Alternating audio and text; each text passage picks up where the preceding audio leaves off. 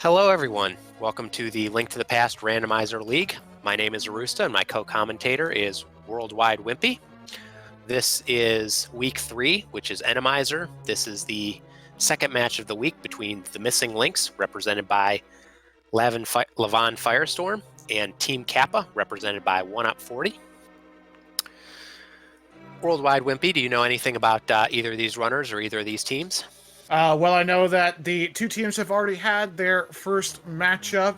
It was Fear Agent representing Team Kappa taking that race with a time of 2 hours, 2 minutes, and 30 seconds versus Slowpoke 316 time of 2 hours, 10 minutes, and 36 seconds. Now, that may seem like a lot of time in between completions of seeds, but we are doing Enemizer this week. And what that means is all of the overworld enemies are swapped. They could be anything.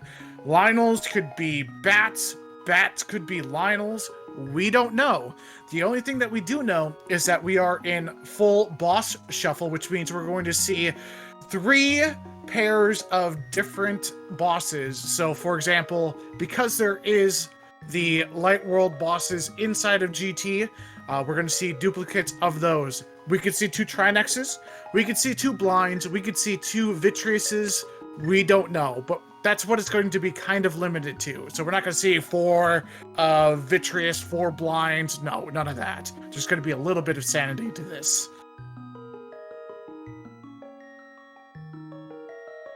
Absolutely. And the other thing that's worth noting for Enemizer is that what it does is it moves all the enemies around in dungeons, in the overworld, all that. So some areas, most notably Eastern Palace, which is normally bow-locked, is not necessarily bow-locked once everything gets randomized. Absolutely. So our bow may not be necessary at all if we happen to come across no Armos fights in clearing crystal dungeons and not finding any in GT. But that is a double-edged sword. Having those duplicate Trinexes may mean we need an Ice Rod to clear 2 crystal dungeons, which is just not any fun at all.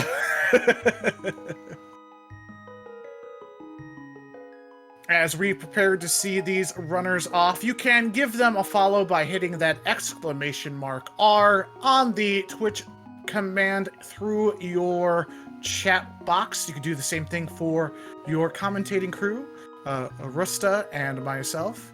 Arusta is a long O sound.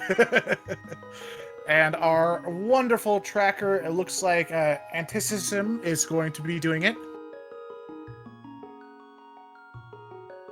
Yep, so, and just based on timing, so these runners should be getting started in just a minute here. Interesting choices of sprites, which is always one of the coolest things about Link to the Past Randomizer, is that, you don't have to have by just the normal Link sprite. Looks like Lavan is using the Dark Link, and oneup looks like a Bowser. That is one Tyrannosaurus Rex from a Plumber game. As we get 2 separate starting points, Lavan deciding to start off in the Link's home. His domicile has a chest, and we get a check of what's inside that sanctuary chest from oneup. We do get a map check. We have a red crystal over at Eastern and a red pendant up in the Tower of Hera. Now, both of these teams are in the Lostwood division of the Light World Conference. Team Kappa taking so far 12 out of a possible 15 points, leading the charge. The Missing Links, unfortunately, only having 3 points so far. Still lots of time to make up distance here, with the points being only in Week 3. We still have 4 more weeks of randomizer seeds to complete before we hit those playoffs. And one thing to note is that Lavan did find a glove in the Uncle Cave, so that's very nice to find early. Might help the routing a little bit, whereas oneup's play thus far for Sanctuary and the Lost Woods has not really gotten anything of consequence. Yeah, unfortunately, with Randomizer, we don't have the luxury of finding a bush crab who may give us bombs, so both of our players may be looking for some sort of source of explosion relatively soon.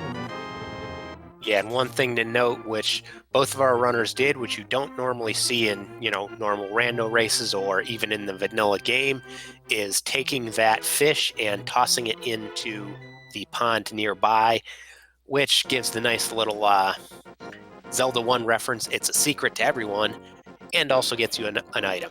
That does exist in the vanilla game, but there's almost no chance where you'd normally see it.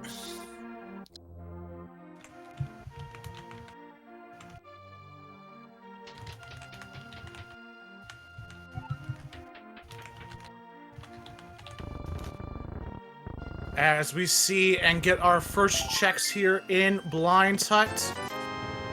5 in total, 4 if you have no explosions, and luckily enough for 1 up, we find some inside of a chest.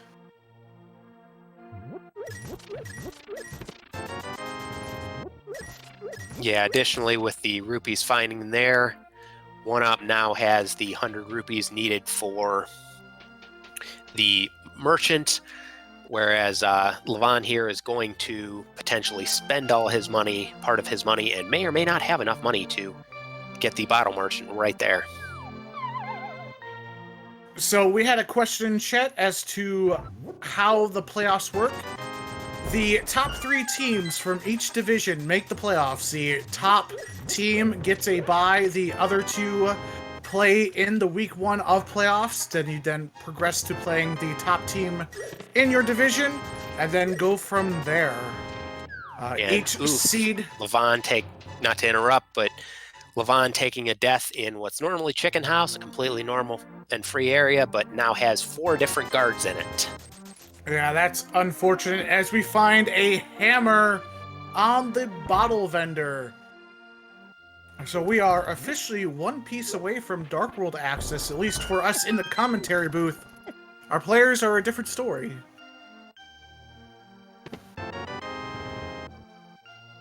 Yeah, and on the way back, since Lavan is going to walk past this fish again, picking it up, one other thing that that chicken hut, man. Guard hut. That guard, that red guard with his pokies are not fun. As we see 1 up take the save and quit, or continue in this case, to pick up what is normally Link's domicile, going to find that glove inside of the well on the right-hand side here of Escape. Yeah, and Lavan showing off here, bringing that fish all the way to Bottle Merchant, which again is one of those things that exists in normal rando and even exists in vanilla game, but isn't super common. You trade it into the Bottle Merchant and he gives you a bunch of stuff. Money, bombs, arrows, so it's in a seed like this where you run across the fish naturally, it's a very nice way to get some bombs. As we're more than likely not going to see too much deviation from our players going forward through the seed to start off. Those flips are a nice thing to have. We're very close to having Zora money. We have a hammer to clear out the rest of Escape. With that lamp, you can check the backside as well, or save and quit over to the Sanctuary and hit the back of Escape with a bomb.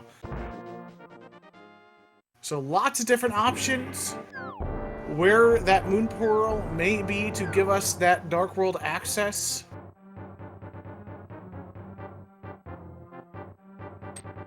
Yeah, and even with that lamp, as I mentioned earlier, Eastern Palace is now in play, and since there is no since it is enemized, it is not bow locked. So yeah, depending on what the boss is, you could go all the way to the boss. Yeah, the likelihood of it being bow locked is like a lot to 1.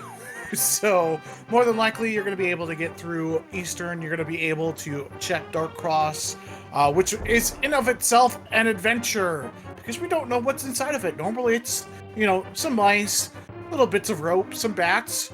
We can have Lionels or balls and chains. And oh, there we go. There's Chain Chomp. Hello there, Chain Chomp. Yeah, and one thing to note as well, for those of you who aren't super familiar with this mode, Lamp, which, you know, in the league for the quality of runners we have here is normally just a convenience item, is something that gains a lot of importance because dark rooms with randomized enemies and not knowing what could be down there is miserable. Very, very difficult. Yeah, it changes how you're going to route those rooms that you do know the dark rooms for. The dungeons specifically, I've seen races come down to this person being brave enough to go ahead and do Palace of Darkness in the dark versus someone finding a lamp somewhere that is a pain in the butt to get to. That's true, but the other thing, I mean, you also see races go the other way where someone takes that gamble of the dark room and whoops, doesn't work out, or there's something like a big spike that you just can't really know until it hits you in the face, and you lose a bunch of time that way. As we see a mail upgrade here in the shrubbery maze, that's going to afford Lavan a few extra digs from enemies. As oneup deciding not to check out what Dark Cross is, instead going right for their flippers checks. Or perhaps buying some bombs from the vendor here and hitting up Eastern Palace.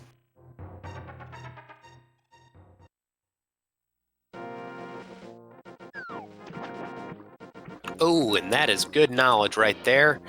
There is a fire rod on Lake Hylia Island, which it's worth noting that we have one pendant in the light world, and as we mentioned, the boss is its full boss shuffle, so there is at least one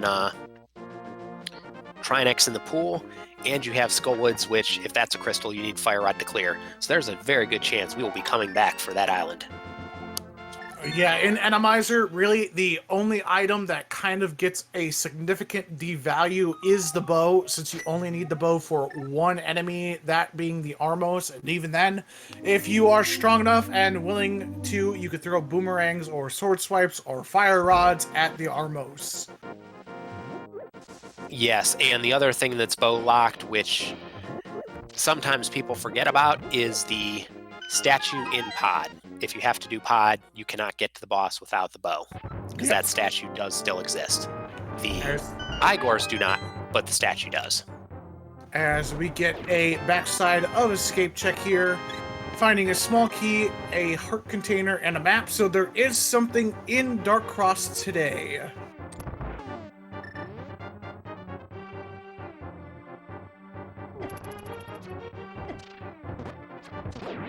As we need a small key here from something. We don't know what it is. It may be one of these moblins. It may be... Oh, it's a crab! Hello, crab. Give us a key. He's got a key for us. As we see Lavan going through the very front of escape.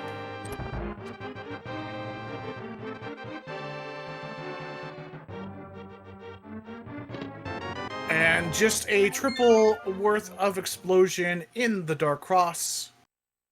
Lavan setting up a death warp here off of this bag of worms.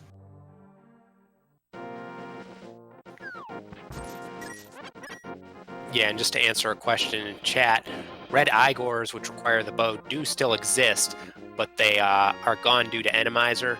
Any room where you have to kill all enemies to progress, or you have to kill an enemy to get a key, cannot have a red Igor in it.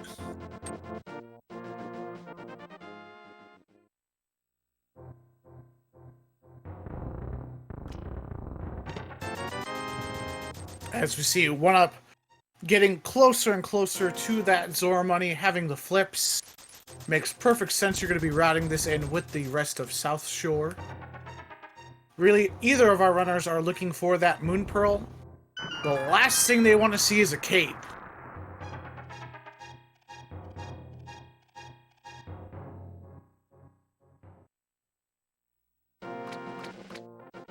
As Lavan is going to find out there are simply explosions here in the Dark Cross, as the dam was a secret location for a pair of $300 dues.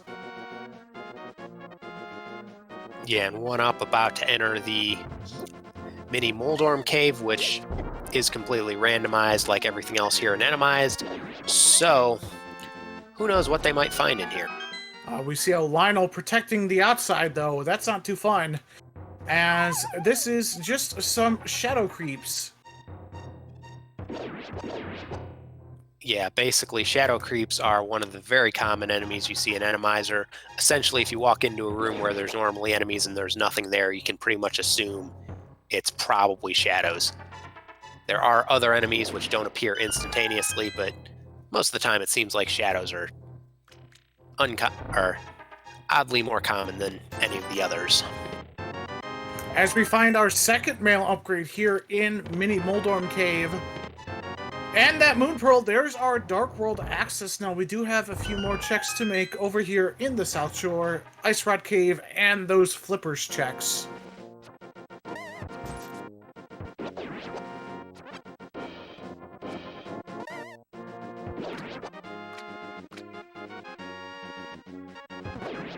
Yeah, one thing to note about the specific settings used here in the League, you see those thieves which were sitting south of the cave and which just robbed one up a few seconds ago. Those are killable in these settings.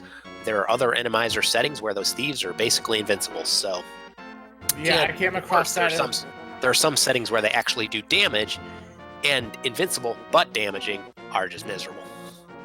Yeah, I came across that in one of my mystery seats I ran. I came across a thief's room in that switch room in Skullwoods, and I could not damage him, and he would not let me push a statue.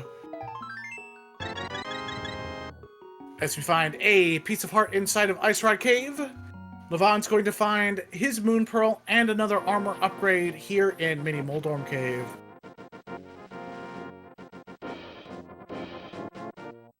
As OneUp is heading south, more than likely going to start doing their Flippers checks, taking it safe as we don't know what's inside of the water.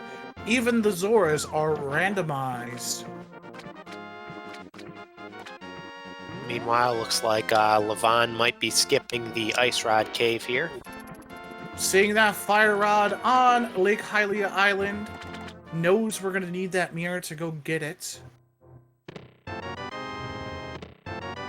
Our first sword and bottle here in the Waterfall Ferry. We're going to go visit a friendly fish-faced friend over here in Zora's domain. Give him 500 rupees and he will give us an item.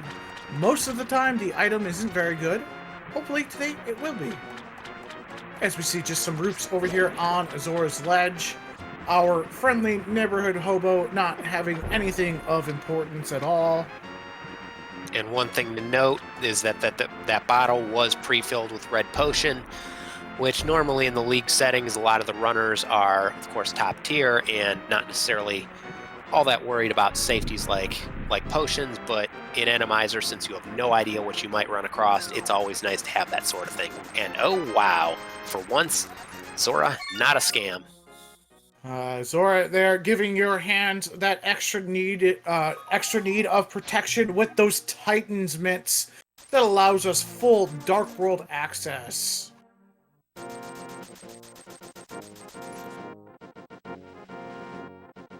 OneUp heading left here. Interesting to see where they are going. I think OneUp did not check any of the southern checks, or at least not that I saw. So it might be trying to just make sure he is not abandoning anything useful on the race game or the library. It makes perfect sense. From here, you can just go north and enter into the Dark World portal from the Kakariko village side. With those Titans, you're going to be able to lift up that big rock and not have to take the long walk over to the hammer pegs. And also a good call from chat that you can also route in Sick Kid as well, since just got a bottle. Yep. Without that flute, it's a little bit of a hike. And that's right, he died in the chicken hut, so he was unable to check these checks as well. So, very good memory here for OneUp. on remembering, hey, I didn't do this thing or this thing. Oh, they're together. I can go do them now.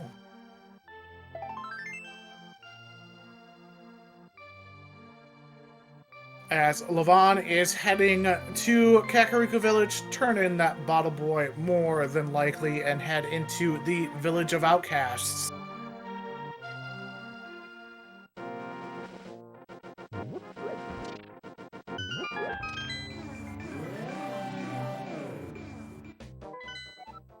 As we get a map check, our red crystal is in Swamp Palace with pendants on Skull Woods and a green pendant on Palace of Darkness.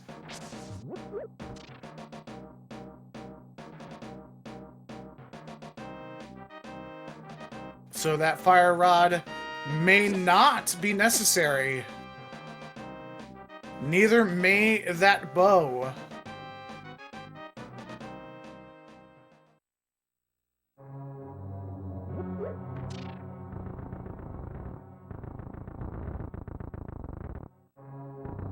Now you may be thinking, well, there are 2 checks in Turtle Rock that are fire rod lock. That yes, it's possible that we may not need to go and do those. It's highly unlikely, but logically they can be out of place. Yes, in fact, in some seeds, you can actually go all the way to Laser Bridge without Fire Rod and find Fire Rod on Laser Bridge, which those are always super fun because anytime you think about going into Turtle Rock without Fire Rod, it always feels like a huge gamble because you know you're not going to get very far. As so far, Lavan only finding a heart container and a piece of heart in the Village of Outcasts. We have one more check to make before diving into Thieves Town, and that is the C-shaped house.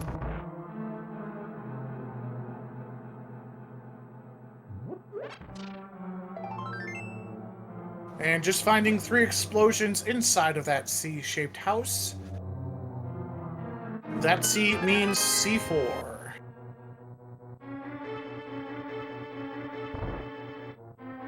So Lavan dipping into Thieves Town. One thing here, interesting Randomizer thing here, is that since the boss is randomized, or excuse me, endomized, the boss is present immediately when you enter. Unlike normal where you have to go up to the attic and blow up the hole, it's already available.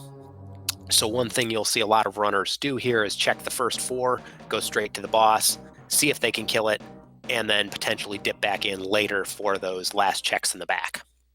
And please excuse the lag on Lavan's side. There are just simply too many things flying around for us to properly have the processing power to proceed even further through our dungeon.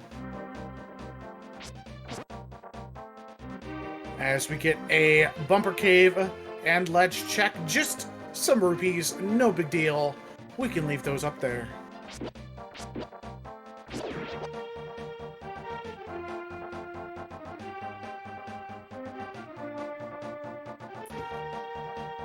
Lavan finding 50 rupees in the 3rd chest in the front of Thieves Town, and a small key. So only 1 item here in the front. We're gonna have lots of items in the back.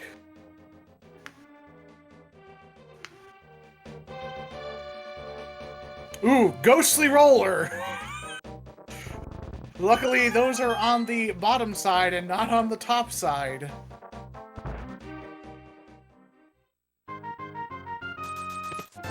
Yeah, and if you just notice the Wall Master coming down, that is one thing that happens a surprising amount in Randomizer and can always be kind of miserable, is that you don't know where those Wall Masters stand, and sometimes you can get it in places like lifting the rock before the boss in Ice Palace, or things like that, especially in Upper GT, where you get knocked into an enemy, and then that Wall Master costs you a ton of time. As Lavan opting to complete the boss fight first before diving further into Thieves Town. Makes perfect sense as he finds a map, so we know there are 3 additional items deeper inside of Thieves Town, but more importantly gets that first crystal of the seed, as 1UP is not much further behind.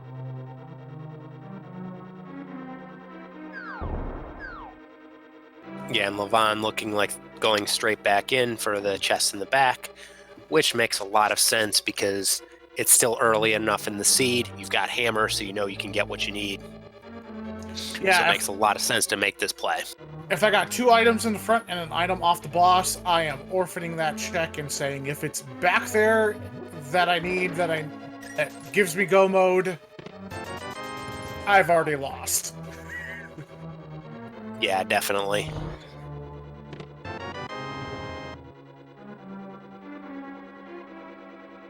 Lavan about to enter one of the rooms called the Hellway just based on how it is in normal. It can often be even more miserable here because you don't know what you're going to find. Yeah, a red beetle, which is hard to kill on a regular fighter sword, with lots of thieves that will bonk you into a wall master. Yeah, this one's not too much better than the regular Heckway. As we see a Moldorm fight here from oneup now. This may not be the only Moldorm we find in this full boss shuffle. There are 3 bosses that are doubled, based upon the fact that we see a repeat from all of our Light World bosses in GT, but that's the maximum we're going to see of any enemy, no more than 2.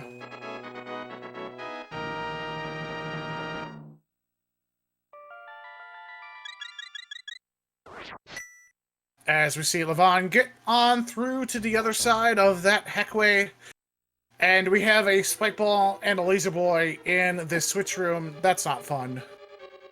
And oneup doing the same play to go to the back, which again, it's early in the seed, makes a lot of sense because you know there are a bunch of items back here.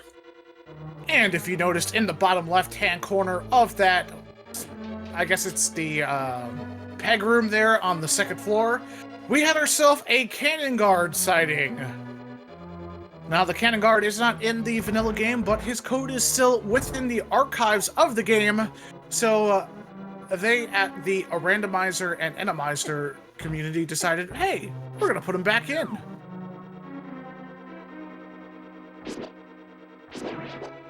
As oneup here is going to be dealing with some thieves. Does not know that Wallmaster is there, and able to clear it without much difficulty. Yeah, killing those thieves as part of it makes a lot of sense. Definitely like that play to just swing out the sword and kill them as you go along. As we see Lavan first heading into Blind's cell, we know there's still an item in the big chest as well, so more than likely going to be checking both. As this room is not too fun. Yeah, but it is worth noting that Lavan does not have mirror, so some of this damage might be intentional because it'll be a lot easier to death warp if you're planning on continuing your South Dark World loop after that. As we find not much progression through the back of Thieves Town, the real big gain being that first crystal. Yeah, so really at this point, the only differences in the routing and what we've seen is that Lavan has not touched Skull Woods at all yet, whereas oneup has and got basically nothing for it. As we see Lavan head over to the hammer pegs, starting off their smith chain action. Now, more than likely, we won't see a pickup of Jeremiah just yet, as we'll hit dig game. Probably check Stumpy and Hype Cave with Jeremiah in tow.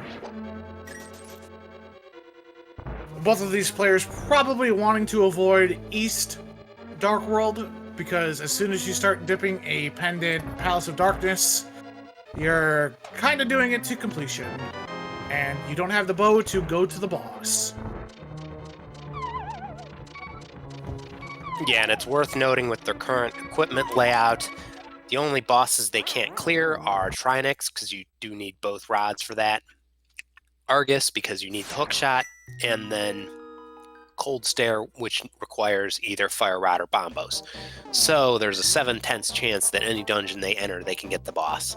Yeah, and since we can see repeats, we can see a second Moldorm somewhere. We just don't know yet. As we see Dig Game having nothing for Lavan here.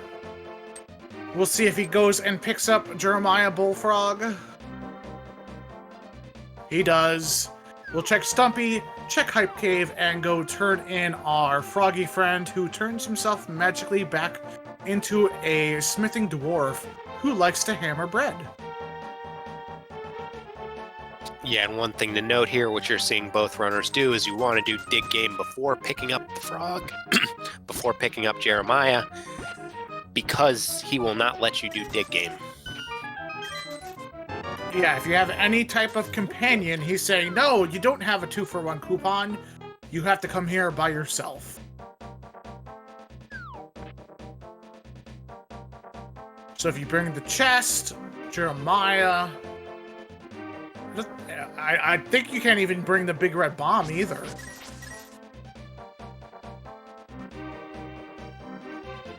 I think it'd be an interesting situation where you'd be able to find the big red bomb, but yeah, I don't think you can. I think it still counts as a follower.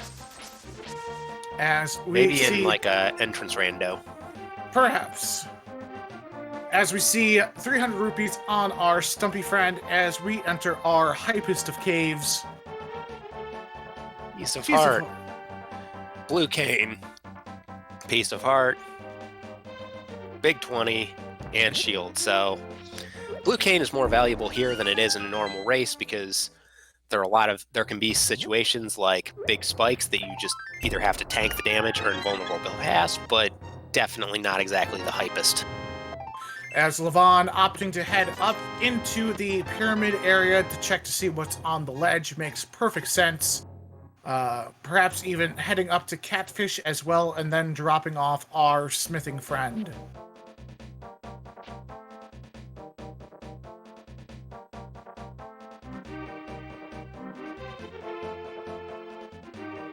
As oneup not deciding to pick up Jeremiah. Interesting play. You will be able to move through the overworld a little bit faster as he does cause a little bit of lag, but that may put you behind in checks as well since he is in logic. Maybe the play that oneup is making here is to go to make that play independent pod for 5 items, because since oneup doesn't have it and what Lavan does, oneup can actually go into pod, whereas Lavan cannot enter a dungeon until he does something with the frog. So yeah, we may see our first real variation between our runners here as oneup heads up to Catfish as well.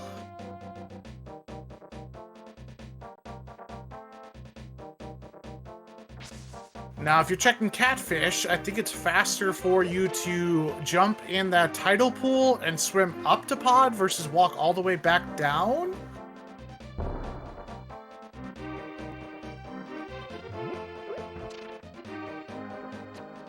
It may be faster, I don't know. That's one of those things better players than I will do. Oh, and a second sword, so that is definitely a worthwhile trip up here. One thing to note, chat pointing out that I did say something incorrectly. If you have the smith following you and you get Kiki the pod opener, Kiki will override the smith, so if Lavan had wanted to go to pod, that could have been a play.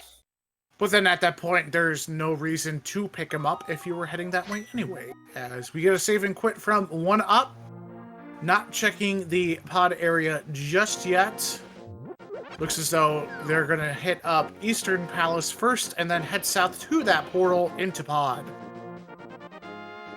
Which makes a lot of sense, because without Mirror, if you go into pod first, you can't get to Eastern, whereas if you go Eastern first, you can still get to pod. As Lavan is about to turn in that magical bread-making dwarf.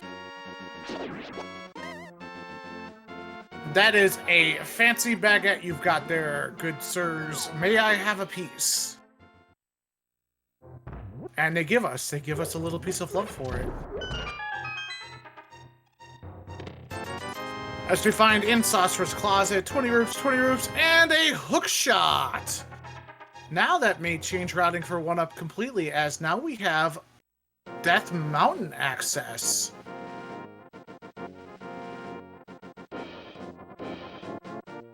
I think I like the play here to go to Eastern, because it is a crystal and 3 items, and unless it's a Trinex or a Cold Stare, you can complete it. So it makes a lot of sense to do the clearable crystal when you're right here. Yep, as Lavan heading over into his Sage's Closet, and more than likely over to Eastern Palace as well. So that possible deviation, we've got none.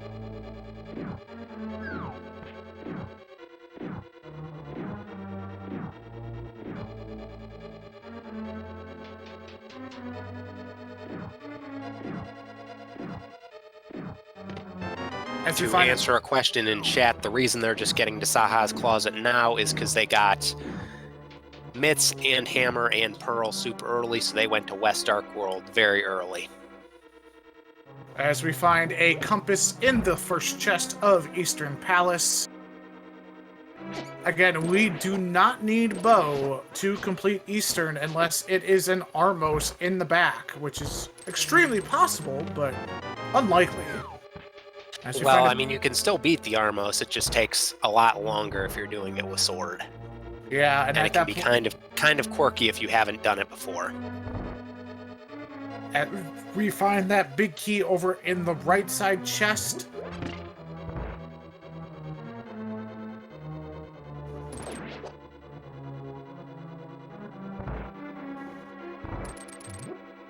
And chat, I do know that you can use Boomerang and Sword. At that point, though, I'd rather mirror out and risk finding a bow. It's a long time sink to take out Armos with anything else. But that might be why I'm bad at this game. I mean, I think the thing to keep in mind is the amount of time you'd lose having to come back here, though. Because you'd have to go through basically the entire dungeon again.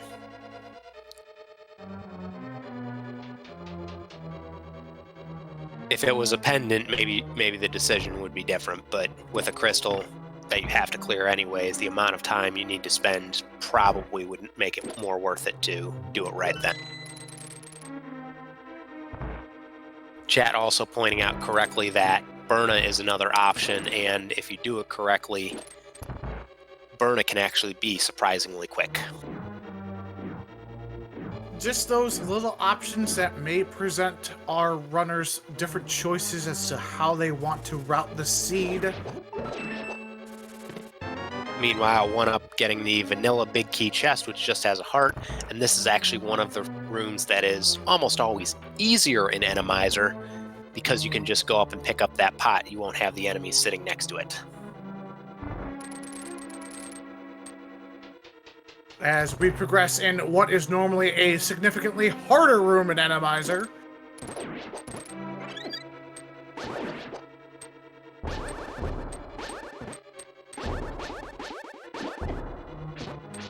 As we have bombs, we have spikes, we have anti-fairs, we have beetles, we have a whole bunch of everything going on. As we need to find that small key, there it is.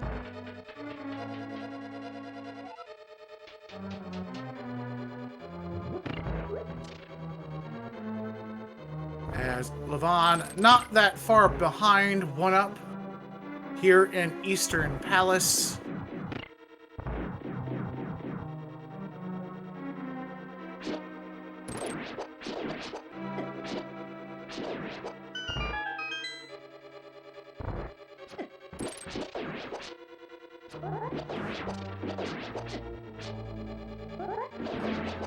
As we get a nice little clear here from 1UP, we're going to see what our boss is. It is a blind, leading the blind. Which one thing that is worth noting here is that blind, because you start in a completely different position, and the rooms are not exactly the same. I don't know if they are exactly the same size, but you start in a different position, so the script that everybody knows is not really applicable here. I believe there is a script for when you start at the bottom of the room, but it is significantly more difficult and a little finickier. As OneUp takes care of Blind for their second crystal, first red of the seed here in Eastern Palace. Lavan, not very far behind.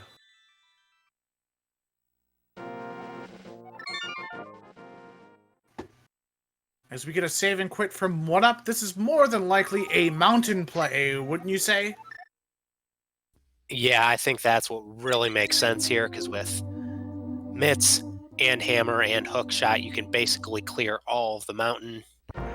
Depending on how you route it, you can even route in Hera if you want to do all the light world checks and then go east and then do the dark world checks after that. Basically, the only things you're missing here are the tablets and then potentially whatever is on top of Spectacle Rock and then Turtle Rock. As we see Lavan just using that red mail to their advantage. Oh, you gotta be real careful.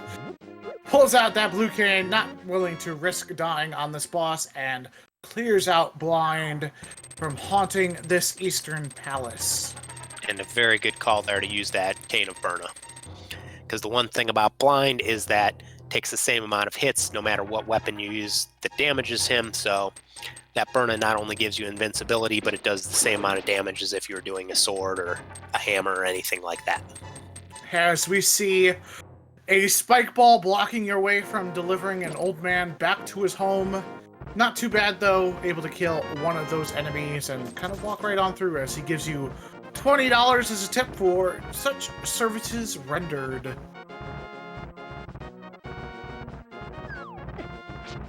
What up? Oof. We got ourselves a vanilla Deadrock, and he decides to be just as annoying as he normally is. But what up, able to progress through, deciding to go right first and not check to see what's in Spectacle Cave. I guess that makes sense. No real difference in your routing, just kind of more assuring yourself that you're getting items a little bit faster. As we're going to get a lumberjack check here from Lavan. What could it be? It's a medallion, and it looked like it was a Bombos medallion. Looked like a Bombos medallion, which that could be big, because I don't remember if OneUp had actually checked that on the way. So Aga not quite dead just yet, ladies and gentlemen. And our tracker, Antisim, confirming that OneUp did not check it. Thank you very much. And thank you for your excellent work tracking. Not much here in Spectacle Cave. We'll head on over, I do believe, into Hera area. Hera's really easy to clear out and check for 2 items. Hop on down to Spiral and then loop yourself back up to the top, or you can option yourself an Orphan Tower of Hera and head straight into the Dark World checks and open up that Turtle Rock portal. As we find a Quake medallion on the floating island, we know where 2 of our magical medallions are at. The big question is, are we going to be Bombos locked? And with OneUp doing Spiral Cave here, it seems like they have decided to skip Hera, because if you were going to do Hera, you would do it before Spiral Cave to save yourself one other climb up the mountain, especially without Mir, since either he's going to have to climb up again and basically waste all that time, or if he goes to the Dark World, he can't get back. As we find a flute inside a Spectacle Cave. A Spiral Cave, my apologies. Spectacle Rock and Cave having arrows and bombs.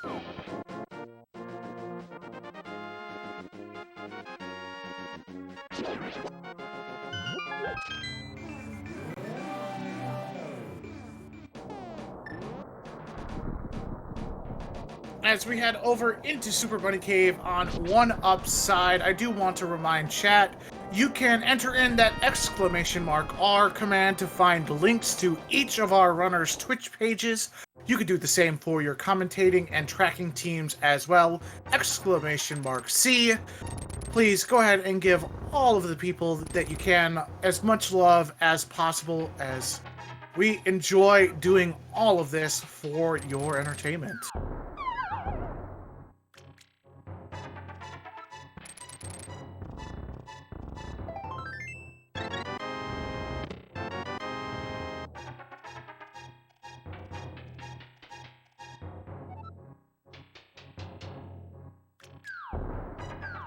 Nothing much in Super Bunny Cave. The biggest item we found here on the mountain so far has been that flute. But we are able to check Hookshot Cave.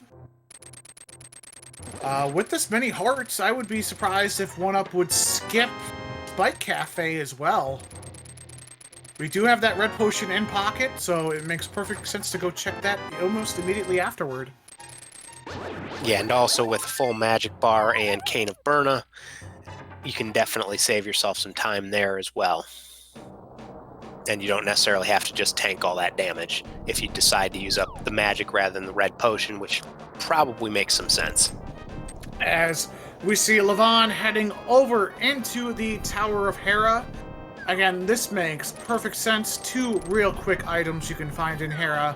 Not that long of a dungeon to clear out, and if this happens to be a pedestal seed, you will be 1 pendant up on your opponent. As we find that half magic in the basement of Hera.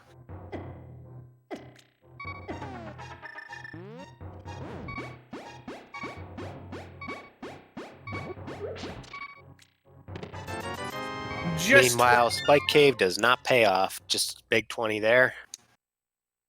Yep. Well, it does pay off literally, just not figuratively what we were looking for.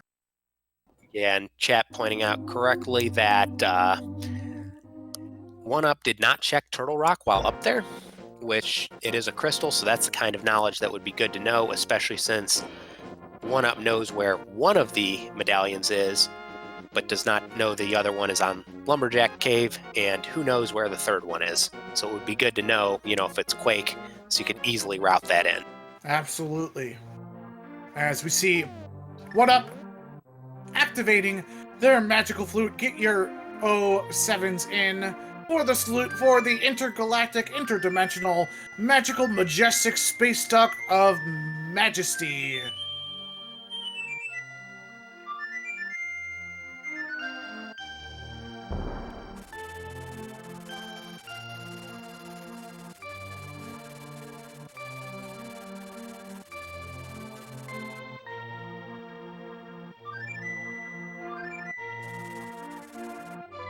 As Lavan is making their climb up Tower of Hera. And there is still one item here, which it's a 50-50 chance right now whether it's on the boss, if Lavan can even clear it, or whether it'll be a key and then you have nope, cannot clear it. It's a cold stare. All right, well, that's some good knowledge to have for Lavan. Gonna have to take the shortcut elevator down. Yeah, one thing to note is that you cannot actually death warp out of cold stare. You have to wait for those little puffs to kill you off the ground, and those, especially with red mail, do not kill you quickly. So falling down here makes a lot of sense. You're gonna have to go down. Okay, we got a boomerang. Let's see if it hits. You're gonna have to go down the stairs, but you have no key. You are soft locked, my friend.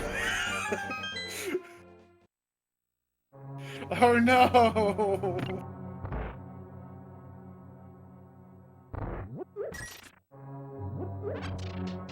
I think the only thing you could have done there outside of eating the save and quit is to maybe just bomb yourself to death.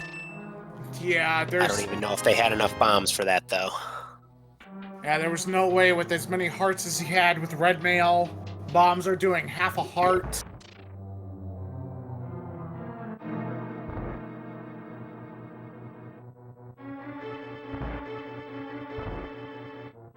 As Lavan is going to make their long way climb back up. Unfortunately, maybe skipping Spiral Cave, which we know has our flute. Oh no, Lavan. Oh no.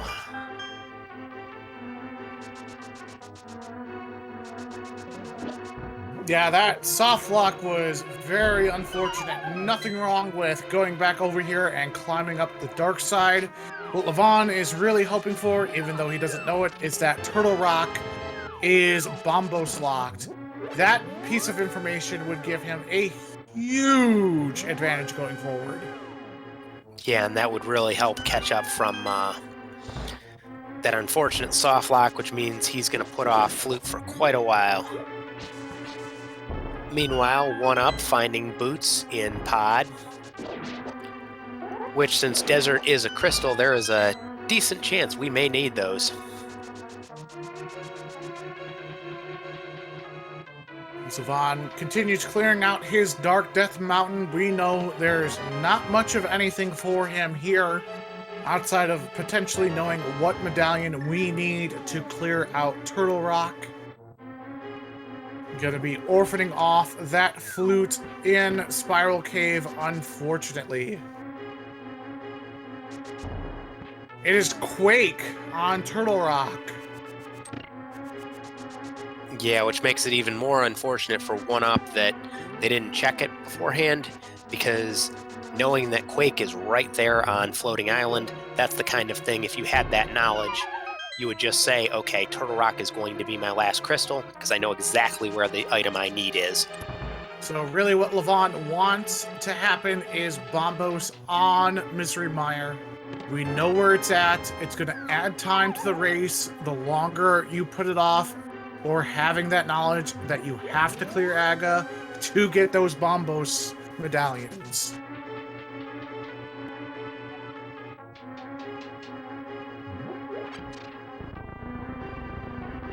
And yes, to answer a question in chat, Fire Rod is on Lake Hylia Island. So that is potentially another thing that you would want to make sure you have mirror for. Yeah, right now both players really hoping to come across that mirror. And let's see what this... Oh, there's a rat on it, and... Oh, that bridge wasn't too bad. Most of the time, it seems like you have either a big spike or a roller on there. An anti-fairy or a spike ball bouncing back and forth.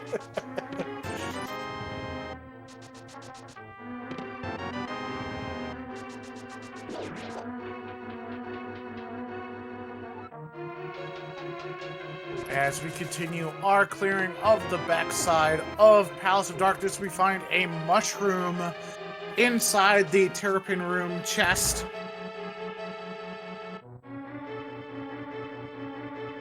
So far, not a bad dip for a 1UP.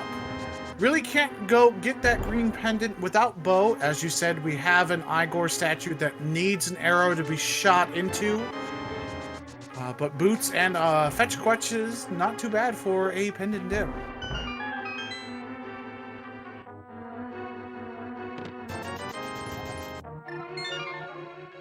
As Lavan heads over into their Palace of Darkness, going to find their boots and this mushroom within the next few minutes.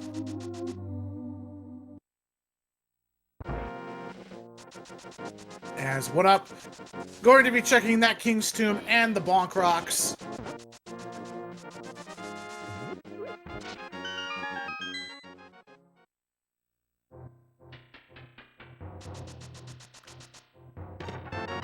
Finding just a bottle inside of King's Tomb, as Lavan is prepared to go ahead and pick up Kiki, our friendly neighborhood monkey.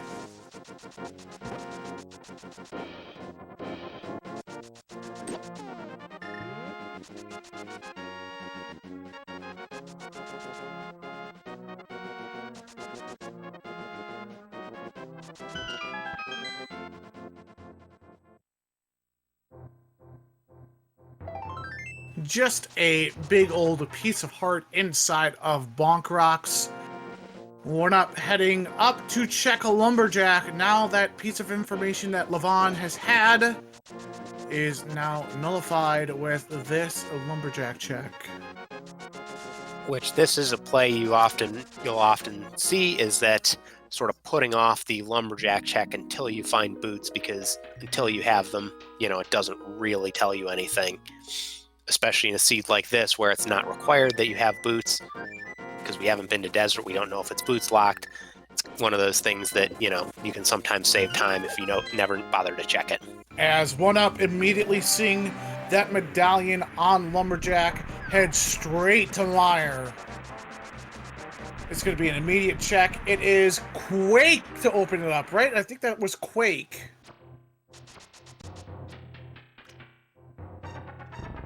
And there's that mirror. And there's a Roop.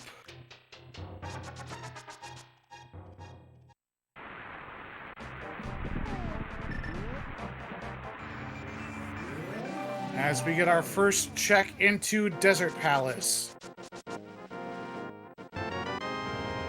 And OneUp definitely going to take that tempered sword. The biggest, honestly, one of the biggest damage differences in the game is going from mastered to tempered, especially if you end up doing silverless Ganon. Obviously, the last phase you have to do with spins, but there's a huge difference between spinning with the master sword and spinning with the tempered sword. Yeah, unfortunately, the mirror in the worst possible place for you to find it, in Meyer's Shed. Had to make that climb up the mountain to then go back down the mountain to then go back up the mountain.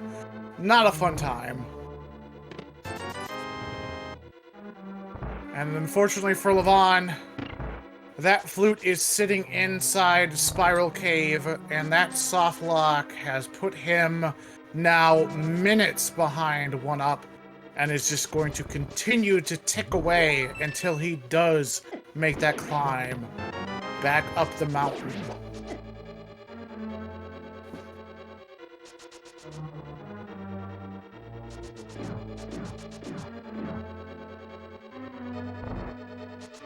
Just want to remind all of you race fans, we do have a full slate of races coming for you tomorrow, starting at 12:10 Eastern PM.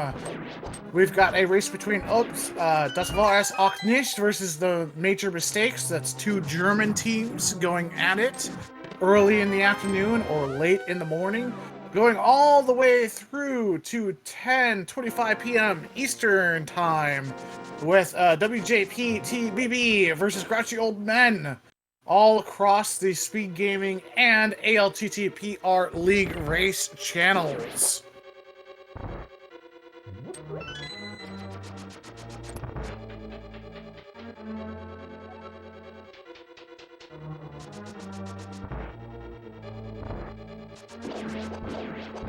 As we see OneUp clearing through the backside of Desert, this is another crystal available to clear as long as it is not another Cold Stare or a Trinex.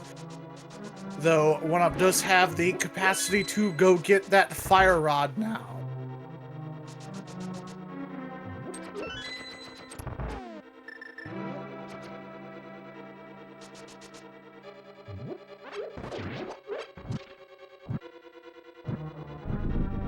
As Lavan takes the Death Warp. I don't know what he's Death Warping to. The front, okay. As we find ourselves a Helmasaur here in Desert Palace. Yeah, Lavan did not do the vanilla big key chest here. We do believe it's just possibly a dungeon item. I forgot what it was when OneUp was clearing it through. Yep, just the big key. We know that chest has absolutely nothing for us over on the backside as OneUp takes care of Helmasaur and receives a Bloomerang and their third crystal of the seed. Yeah, and so just to answer a couple questions in chat and sort of give us a big picture, what we need right now, or what OneUp needs right now, is the Quake Medallion, which OneUp knows is on the floating island.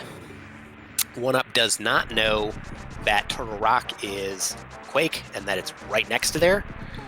But we also need Samaria and then potentially 2 rods.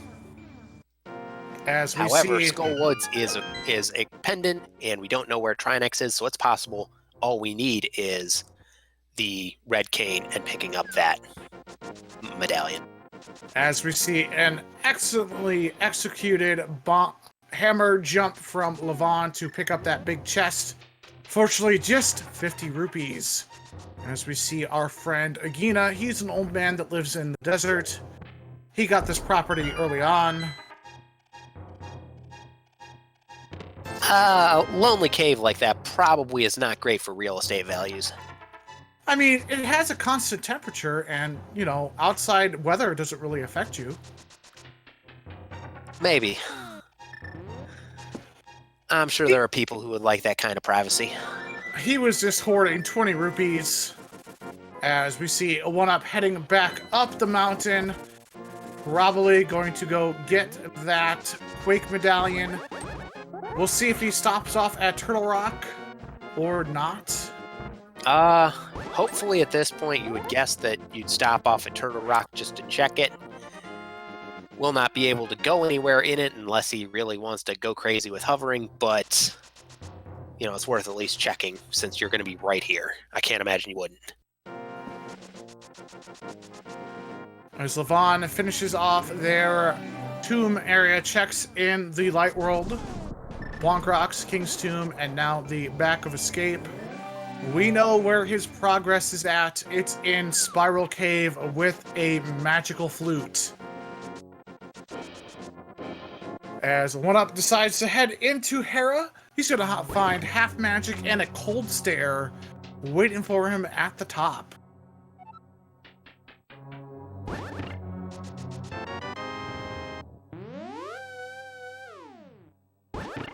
Yeah, and this makes a lot of sense what One-Up's doing here, clearing this on the way. Because even though it is a pendant, you have 2 items here. And essentially, once you finish off getting your medallion, it's going to be a while before you come back up here. All right, as it looks like Lavan is heading back up to do Spiral Cave. Yeah, and to answer a question in chat, I think the only thing Lavan has outside of Spiral is Skull Woods, which obviously is something that at this point you're probably thinking, hey, I'm an hour into the seed, I had Dark World access so soon. If there was something major there, I might be in trouble anyways. Well, he also knows that Fire Rod is on Hylia Island near the lake. So if Mir was there, oh well. As he finds that flute, you're going to be so frustrated after soft locking yourself in Hera. You just kind of feels bad for Lavan, but there's still plenty of time to catch up. We have not seen a lot of enemies or bosses. There could be a Cold Stare in Swamp Palace, and we have to go on an Ice Rod hunt.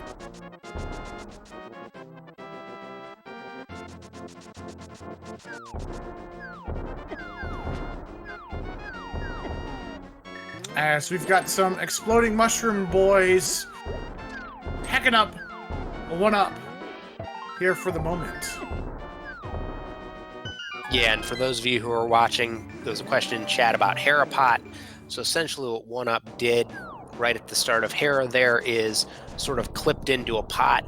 It was a glitch which was discovered fairly recently and made legal by the Racing Council. It's most commonly done with boots. There is also a bombs-only setup. It is definitely, if you're interested in Randomizer, it's worth learning.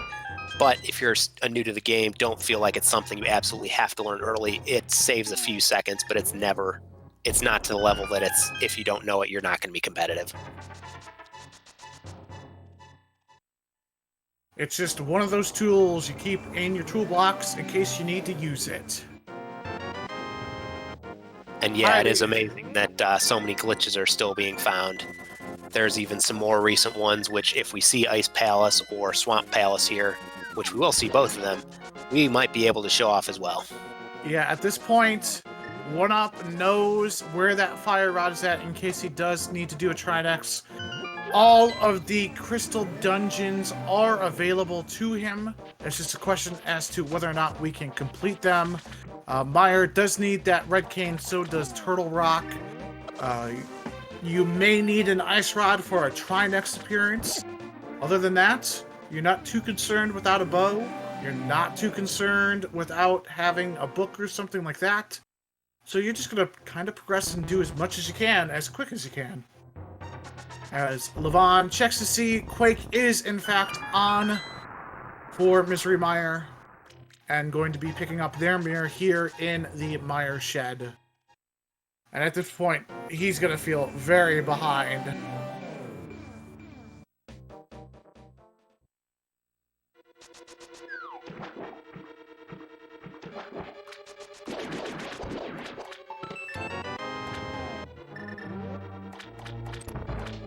Von picking up his third sword upgrade. Both of our runners now equal in equipment outside of red mail. But with the heart counts at what they are, both of our runners should be pretty much okay. Yeah, and just to talk a little bit about the some discussion that's happening in chat about what bosses can be. So essentially, there are the 10 different bosses. 7 different bosses, and so 3 of them are actually doubled up. So we can see potentially another cold stare here without fire rod, so maybe it would have made sense to pick up that fire rod here before coming in here. You can also see a Trinex, and in that case we're 2 items away. As Lavan heading into the back of Desert Palace, as we watch oneup head through Swamp Palace, we may have an opportunity to see another new glitch approved by the Race Council called Diver Down. It's a glitch where you clip yourself into a rail, and it allows you to go ahead and check the flooded room in the back of Swamp Palace without having to drain the water. Yes, and you can also use it on the left side swamp to make it a little quicker. We'll see if oneup does that. The one thing about doing it on the left side is you have to do to do that glitch on the left side, you have to do the left side first. Looks like he's going to the back, so if he ends up coming back for the left side, he's going to have to do it without the glitch. And yes, we are going to see a Diver Down.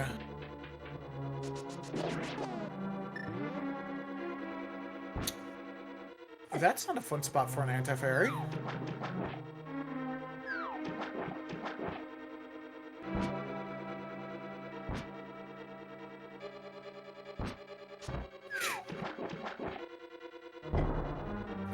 Just barely missing the pixel he needed. Gotta time this off. There we go. That anti-fairy was taking a bounce.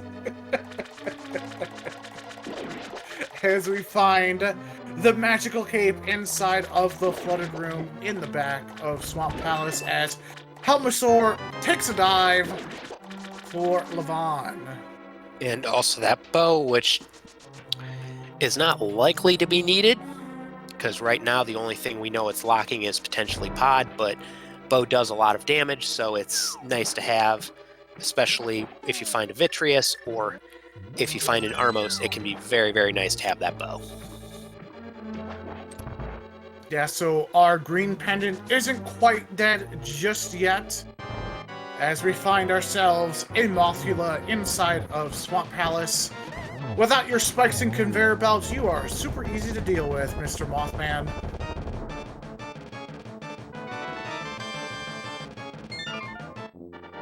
As oneup picks up their 4th crystal of the seed. I would be surprised if they come back inside and do left side. You already have the medallion that opens up Misery Mire and Turtle Rock. You know where the fire rod is for Ice Palace. Yep, just gonna go right to the Hylia Island, pick up that fire rod, and head straight into Ice Palace. Lavan did not skip the Tempered Sword, he did pick it up.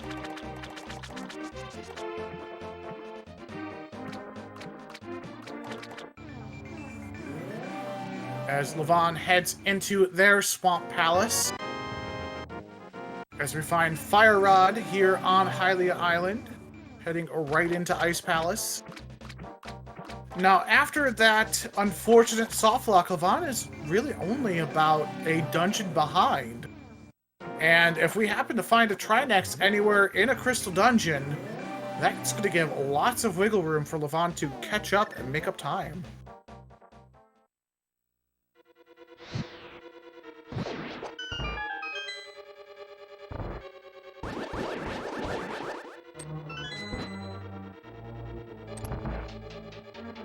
Yeah, and one thing to note here is that oneup does not have Cane of Samaria, which is the one you use to do the cool little icebreaker glitch, so we will not be seeing that at this point.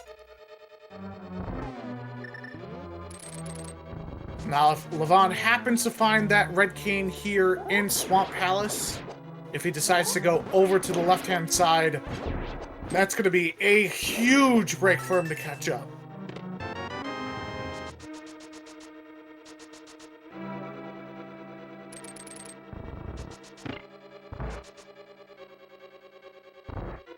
As we find lots of knights here in the switch room in Ice Palace.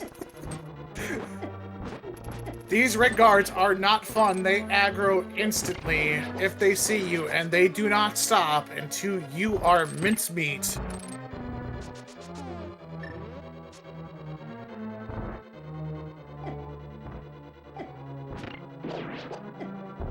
And anti-fairies hecking up. oneup, able to drop into the bombable floor. We just have some mini Staphoses here in the King Staphos room.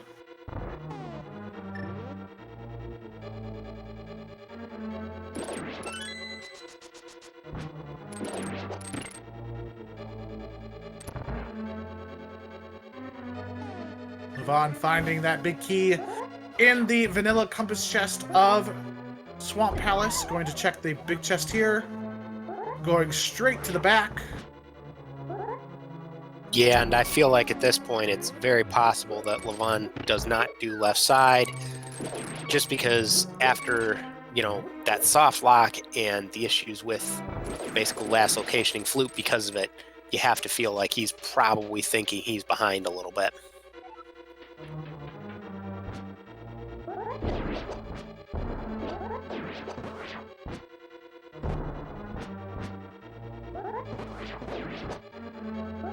As we see what is normally a pen gator room easily cleared out by oneup. Gonna head right over here with that small key.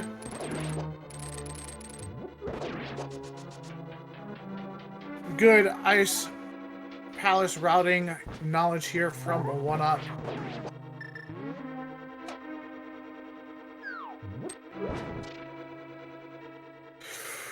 Ooh! Remember what I was saying 30 minutes or so ago about Wall Masters and Ice Palace? That is exactly why.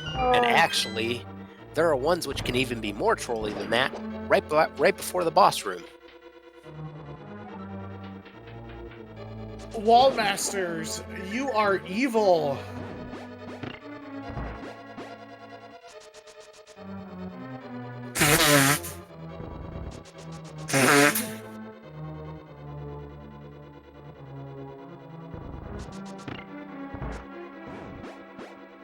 I do apologize for blowing my nose. I thought I was muted there. Shoutouts to those of you joining us from Speed Gaming 2. So this is the ALTTPR League Season 2. My name is Arusta. My co-commentator is Worldwide Wimpy. This is a match between the Missing Links, represented by Lavan Firestorm, and Team Kappa, represented by oneup40. Thus far, the big difference in the seed is Lavan took a very unfortunate soft lock in Tower of Hera and ended up last locationing Flute because of it. Otherwise, they've been running pretty much similarly. Execution by both has been pretty solid outside of that one unfortunate issue. So, as oneup here, dealing with a heart and a half of health.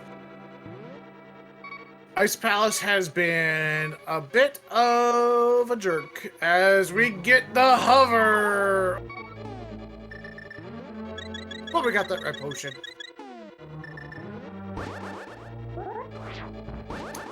As we're going to get a Pyramid Fairy check from Lavan here.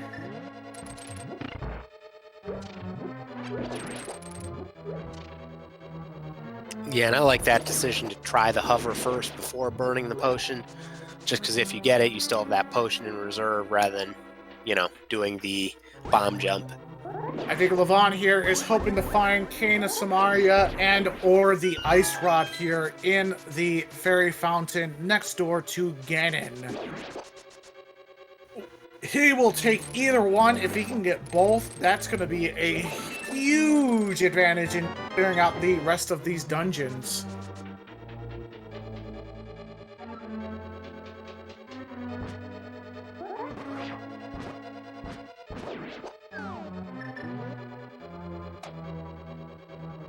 As oneup being very cautious there. Just a pair of pieces of heart inside of the Pyramid Fairy for us this evening.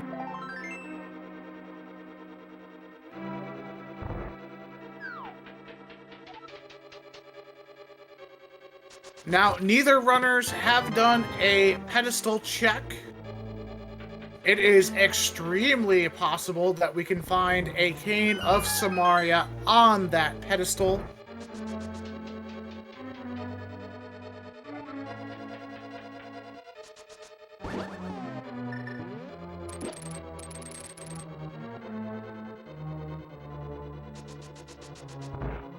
As Lavan enters into Ice Palace,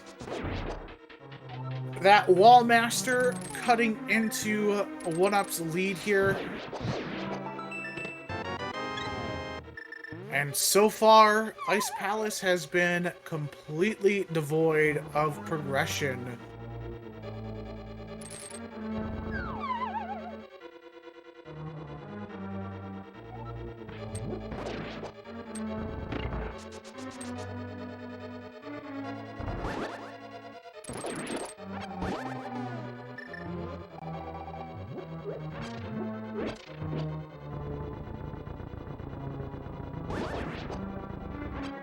As we get a boss fight here from OneUp. What is below? It is a Vitreous. So Ice Palace is going to be full clearable for Lavan and for OneUp here. The question becomes, where is that Cane of Samaria and possibly where is that Ice Rod?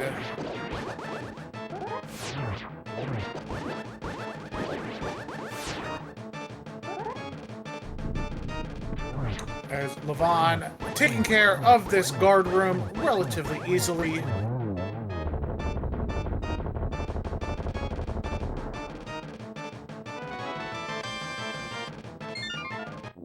As we say to you, Vitreous, in the Ice Palace, ice to see you.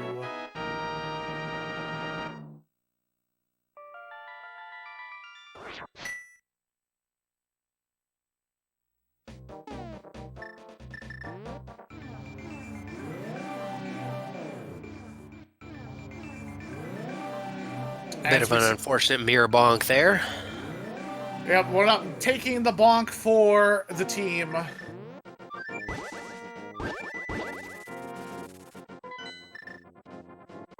As we're more than likely going to get a Smith Chain or Skullwood's Dip completion.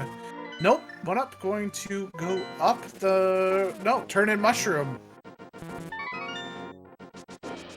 Which does make a lot of sense here, given that well, we know he's only looking for one item, potentially two. So, if you find Cane here, maybe that makes you a lot more likely to do stuff. Just like that.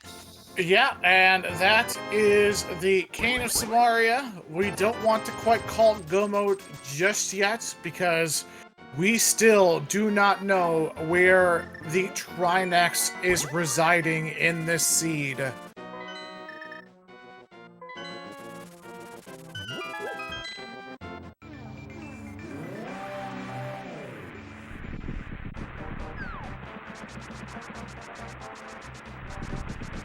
which is worth noting for the locations that are remaining. Trinex can be in Mire, Turtle Rock, vanilla location, of course, or in Landmos 2. Could also be Ice Trinex. Yeah, If they have to do Ice Armos to get the big key. Yep, it could be there. So we have 4 possible locations as to where we can find a Trinex. Right now, oneup really hoping that we never see his turtley face.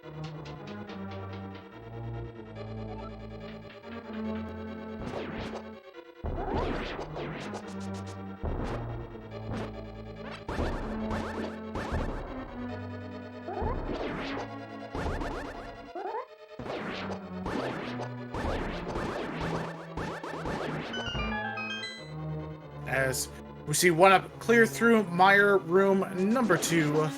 Significantly easier when you don't have a patrolling I-beam buddy boy shooting at you.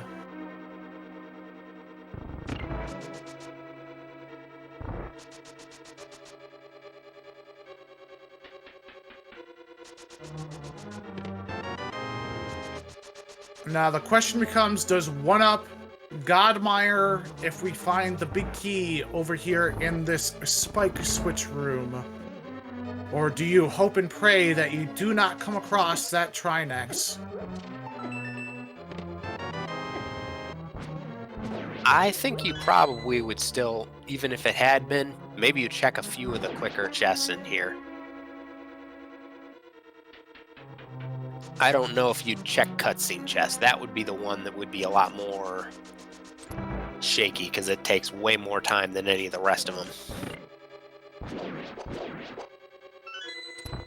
As we see Lavan entering into their vitreous fight, he's going to pull out that blue cane, going to do some dashing. Interesting to use blue cane instead of cape, but you're doing a little bit of double damage there. I'm going to shoot 8 arrows into the big eye boy. Man, he can sure be an eyesore.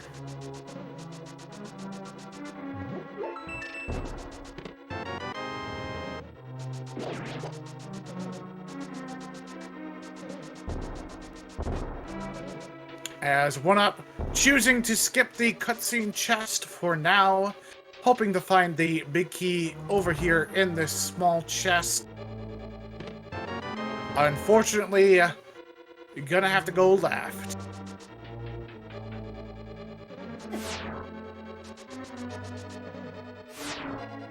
Yeah, which feels unfortunate, but the one nice thing about finding the big key in the left area is you know your opponent would do it too. As opposed to, you know, if you do the cutscene chest and it's just an item and it's like, well, maybe my opponent skipped it. As we see Lavan hitting his ice rod cave. Just a piece of heart.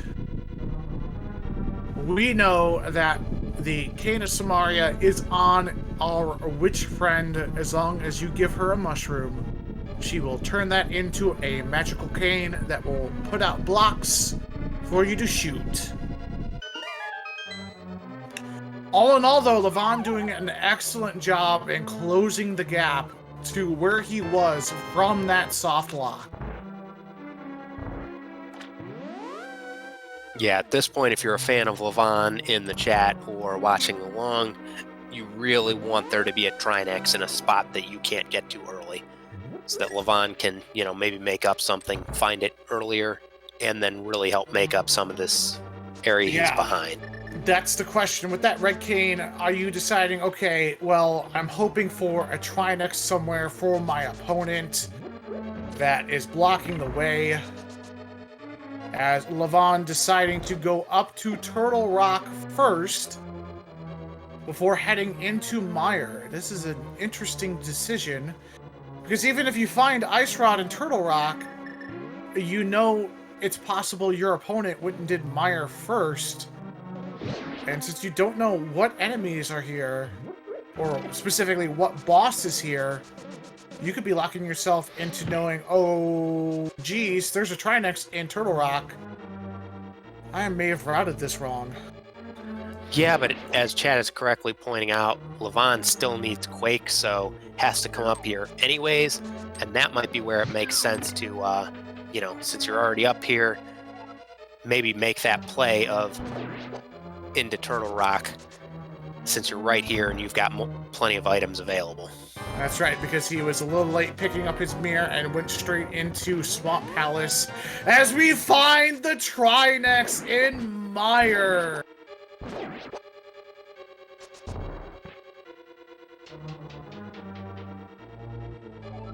Right, my eyes did not deceive me. That was one Mr. Nex in the back of Mystery Mire. And this could be a huge thing if Lavan makes the play to Turtle Rock right now. Might really help close that gap if the Ice Rod happens to be there. Yeah, the one thing that we know for sure, maybe possibly, is that Ice Rod could be in that Turtle Rock. We're going to be getting a big chest check here from oneup. The last thing Lavan wants it to be is an Ice Rod. It's just a heart container. oneup is going to have to skip out of here and go find that Ice Rod. Ladies and gentlemen, welcome back to a race. Nobody has checked PED to answer a question in chat because there is no book. Right now, what oneup has is Turtle Rock, which looks like that's where he's going.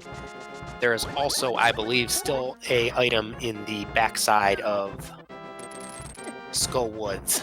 Yes. So we know there's a cold stare in Tower of Hera. We have yet to find the second item inside. We know there's a green pendant on Palace of Darkness boss.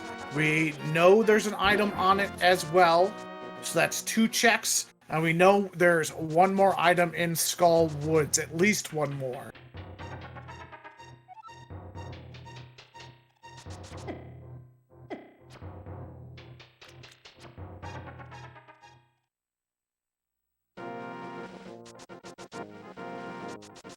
Yeah, but I like the play here to do Turtle Rock rather than any of those other options. One, in terms of item density, it's a good item density play because you get 6 items, assuming you can beat the boss. And 2, having already seen a Trinex, yes, there are doubles, but the odds are way in your favor here.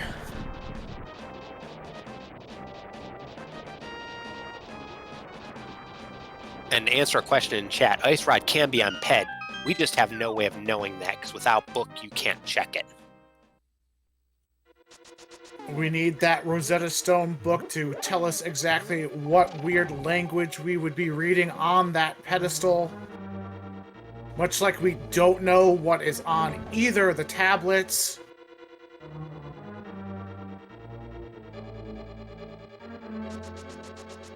Going forward, honestly, Lavan might actually want to see a Trinex here in Turtle Rock as well. That means we're open to checking more dungeons. So that yeah, because it's worth noting that despite that Trinex thing, that has really helped Lavan catch up. Ooh, there you go. There's the Ice Rod here in the Chain Chomp room. And that is officially go mode for the Missing Links and Lavan at 1:24:23. And that is not great for Lavan, because even though Lavan got that a little bit and will be able to do their Mire a little quicker, Lavan is probably a minute ahead of oneup going through this dungeon. Maybe minute and a half. And the amount of time it's going to take Lavan to get the big key, since it is buried pretty deep in Mire, is more than going to make up for that difference. So it's going to look like it's going to be 40 seconds worth of difference between our 2 runners. 50 seconds about in total. Yeah, right around 50 between our runners in getting that Ice Rod and entering go mode. oneup, the advantage here, the difference, an earlier Mire dip.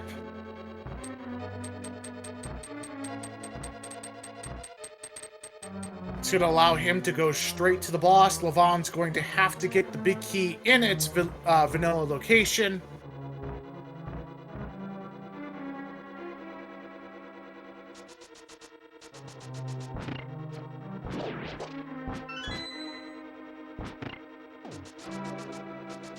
Lavan, very smartly understanding his Turtle Rock key logic, knows more than likely Laser Bridge is going to have a small key for him.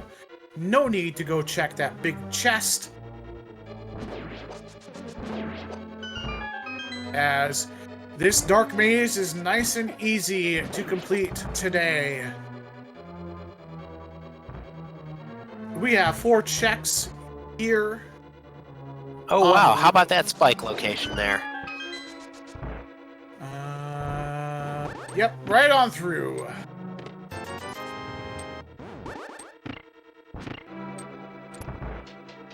Finding our 3rd bottle here on Laser Bridge. Now, neither runner checking the vanilla big key chest.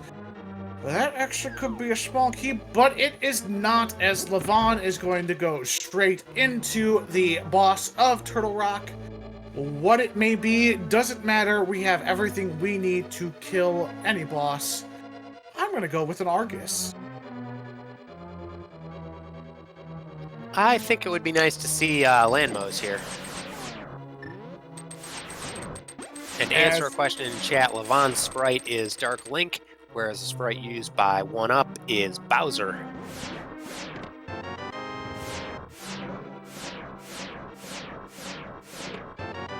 It's Armos. So Bo was, well, not required, but definitely making this fight a little bit easier. The Armos not lining up exactly as they normally do, trying to still do the quick kill, is Lavan. Not a big deal. We get a map, and we get our 6th crystal.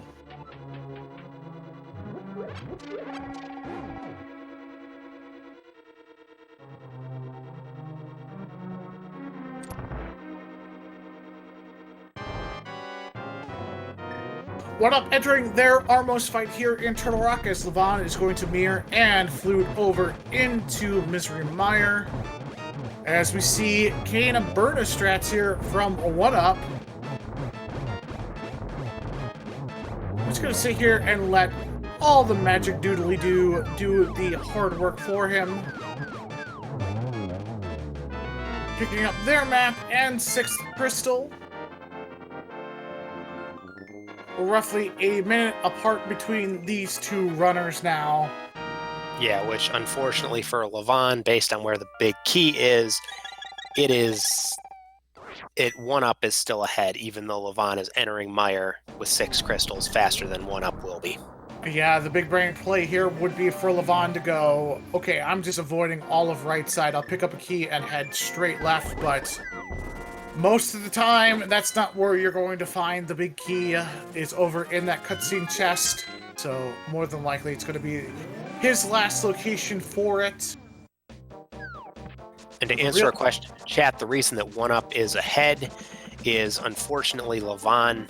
Well, right now the reason oneup's ahead is because he already has cleared Mire for the big key, and the big key is in the cutscene chest, which is not a super easy location to get to, and it's one that a lot of people will put off for a while. Bigger picture, the difference here is that Lavan took an unfortunate soft lock while in the Tower of Hera and wasn't able to check Spiral Cave immediately afterwards, and ended up last locationing Flute because of it.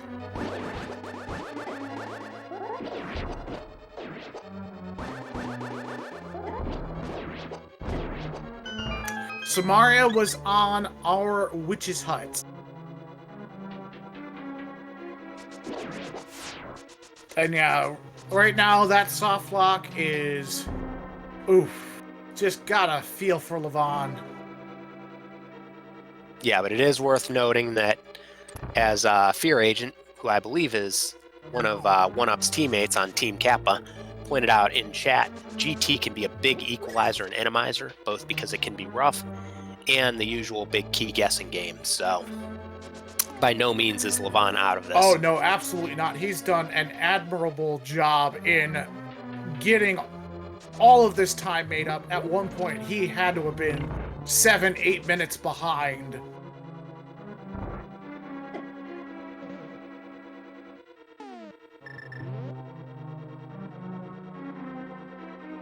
when it's all said and done, he's probably going to end up about 4 minutes behind oneup entering GT. Can be made up, but it's going to be very, very dependent upon how well oneup does his boss fights. Yeah, and as Chad has pointed out, and I think we've discussed a couple times, there can be wall masters in GT, and they can be very trolly in that, like, they can be, you can have an enemy knock you into them. There's a lot of enemies in GT, so it's very common to have, get knocked into a place where, the wall master picks you up and there was nothing you could do, which is not the way anyone wants to win, but it is the possibility. As we prepare for oneup's revenge fight against our Trinex here in Misery Mire, we see Lavan hitting the torches for the cutscene chest. Going to be picking up his big key. And as oneup eliminates his Trinex, we're going to prepare for that most favorited of favorite games in the chat. It's a GT Big Key guessing game, 1 through 22. Once the crystal is raised and brought down, we're going to be starting your guesses. The winner is going to receive internet points. You may be asking, well, Wimp, what are the internet points good for? And I will respond to you, absolutely nothing. But that's okay, we like to have fun here.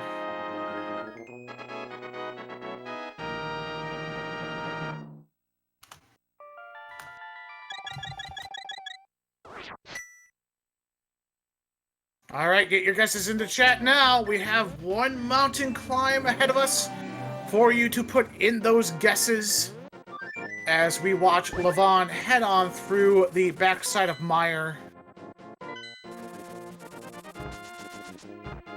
A oneup landing on the mountain at 1 hour, 33 minutes, and 12 seconds. I'll go ahead and get a time for Lavan when he hits that number 1 from the majestic space dock.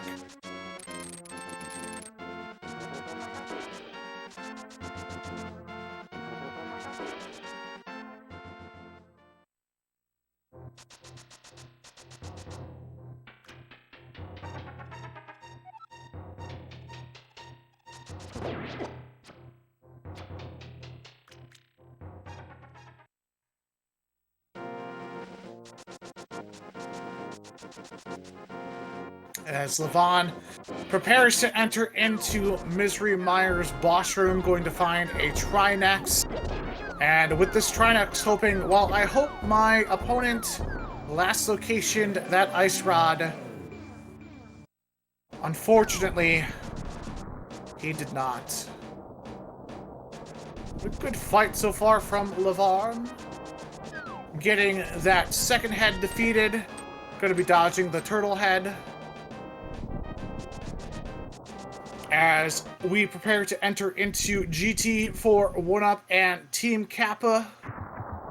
Lavan doing an excellent job on taking care of that rock snake. Get your last second guesses in as we close out the GT guessing game. Lavan picks up his 7th crystal, is going to be making up that climb up the mountain. Going to be approximately 2 minutes behind oneup. As our first check is the Bob check. It is a small key. Oneup now going right.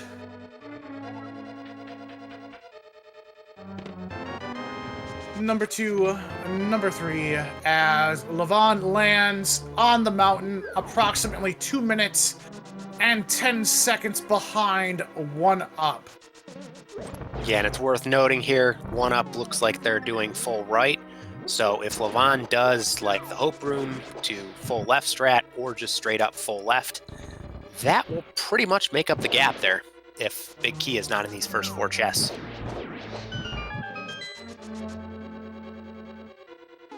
As this Stalfos room has only 1 Stalfos for us today. Oof, missing the block. Oof. Every little bit counts now as both of our runners are looking for that dot done in the SRL, and we find that big key inside of chest number 6. Our winner of the big key guessing game, Link to the Past Ken. You win yourself a big old 17 points of internet points here in the Speed Gaming channel. We have no bonus points for anyone today, and this race is now coming down to Lavan routing over right, and oneup executing all of GT's tower.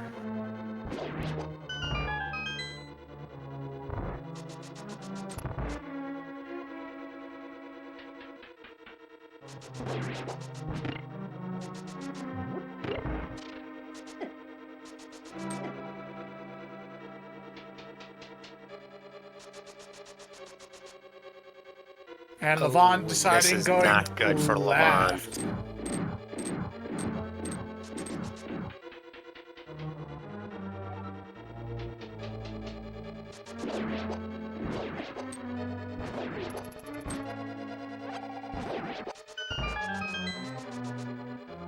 Now, if Lavan happens to find silvers through any of these chests, that might help close a little bit of the gap, but it may be too little, too late.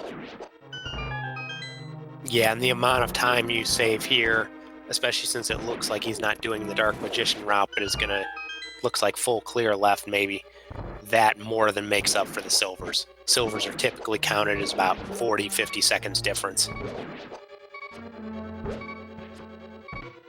As Lavan progresses through the left-hand side of Ganon's tower, we know that the big key is in the bottom left of the compass room on the right-hand side.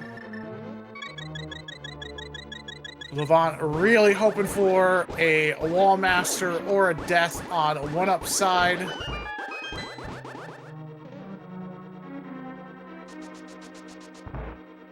As we find a vanilla Landmos in the Lamola's room here in GT. Is this even endomized?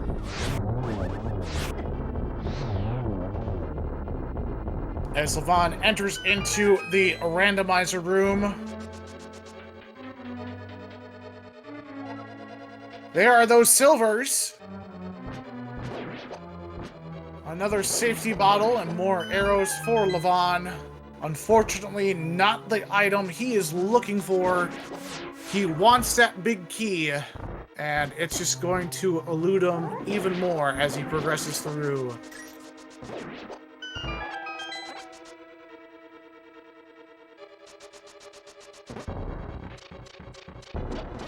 Oh boy, this was a room.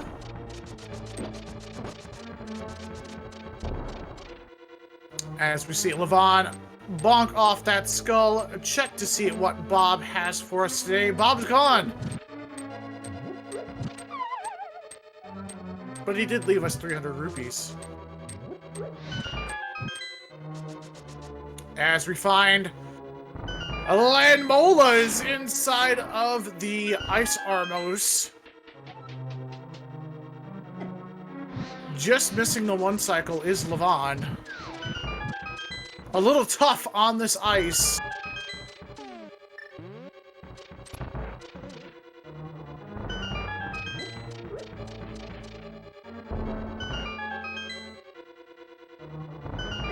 As we see oneup hit the second to last room before having to fight a cold stare in this arena.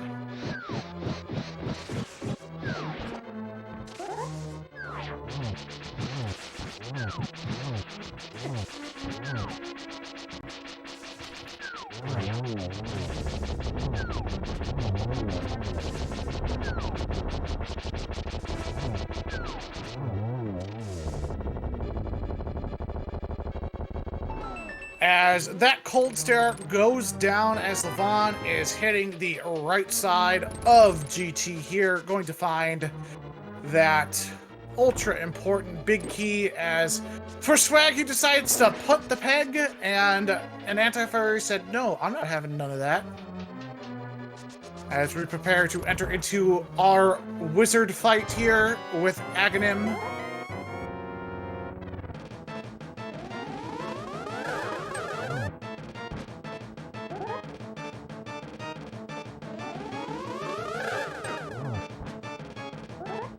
Doing some advanced trigonometry to put these energy balls into a triangle to hit the evil wizard as much as he could. As he gets an unfortunate blue ball there from the wizard. But there's a double, as the last thing we need to do in this randomized seed is make some bacon out of Ganon.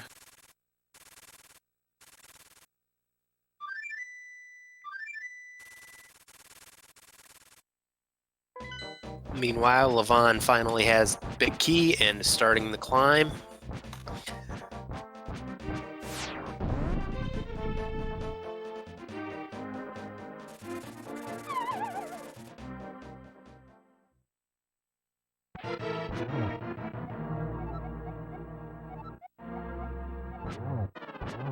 As we have a witty Ganon today. What does he know about boxes? As an ultra quick phase push from oneup, just beasting through Ganon.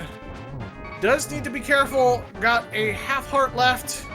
Can't be messing around here. I do not believe he has any safeties left. So a single hug from Ganon, a single stray bat may spell doom for him in this seed, as Lavan is making his GT climb up.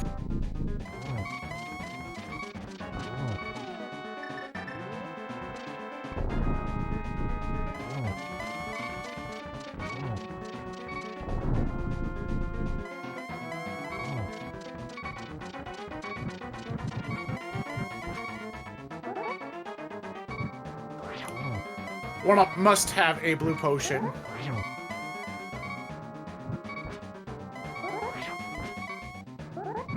As we get spin strats in phase 4 of Ganon. Oh! A death! And no fairy for oneup.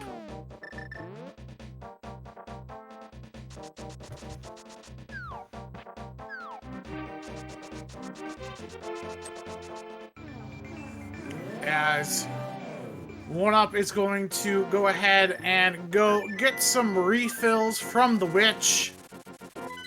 This is brave. You're probably assuming this race is really close.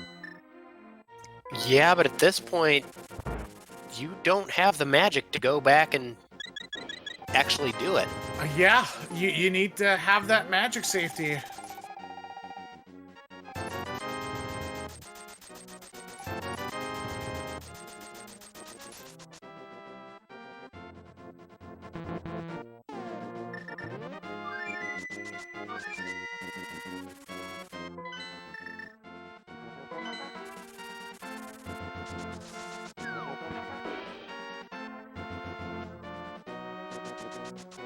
As we see Lavan hitting Wizrobes 1.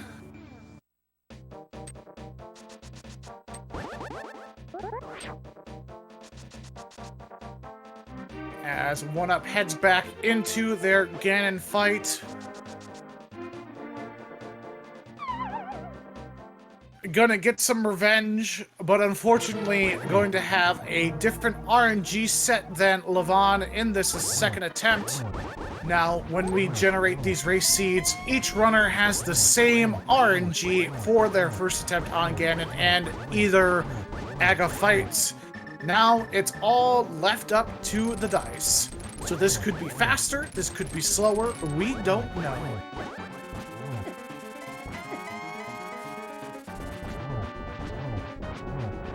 Well, if he doesn't stop getting hit by fire bats, it might not be quicker. Ooh, gonna have to take. I mean, even with those potions, definitely need to take some care here. As Ganon now teleporting all over the arena. As we see Lavan hit the last torch room of GT.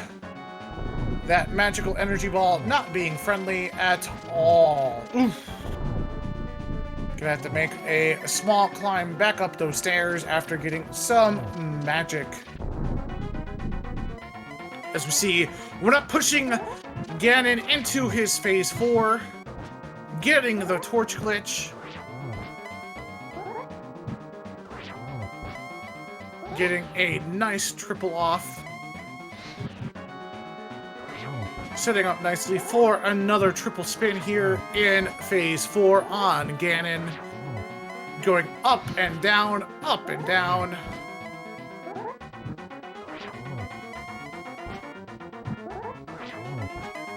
Another triple from 1UP. Missing this one, gonna have to push another phase here. But one more hit is gonna do it. And there it is.